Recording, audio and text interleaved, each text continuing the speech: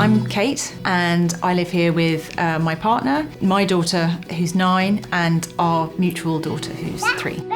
My marriage broke up when Bella was 3 months old and I was a single parent with her until she was around 5, which is when I met my current partner, and he became sort of introduced to our household over time, and now the 4 of us live together.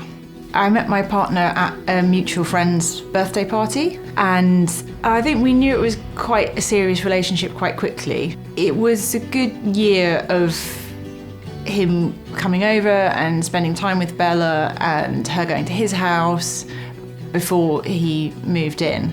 And I think that kind of gradual nature helped, and also perhaps the fact that he moved into our existing space and she was at the same school and had the same people around her, so there was lots of sort of aspects of her life that didn't change. I think my daughter found it quite difficult at first in terms of not being used to having my attention split, and I think there's also a habit for adults to speak to each other and speak over children.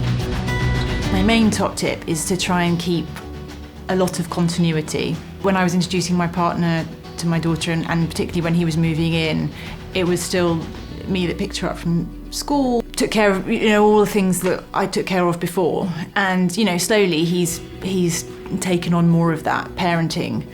I also think that sort of ring fencing time alone, just me and her, is great because it's just safe, protected time, and it kind of sends her that message of I still really want to be with you.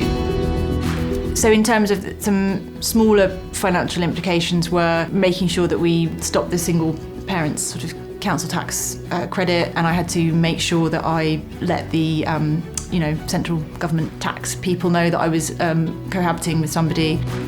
The step-parent role is really hard because he wanted to be responsible and show her that he cared and show her that he was fully part of things, but also he's not her dad. And she does have a relationship with her dad and he's not trying to tread on those toes. And the first time he sort of told her off, was a bit of a trauma. It's something that kind of can't be forced. It has to grow naturally, and you can't tell your child to have a particular relationship with someone. So I think by not forcing the issue, but just gradually spending time, finding things in common, he built trust with her.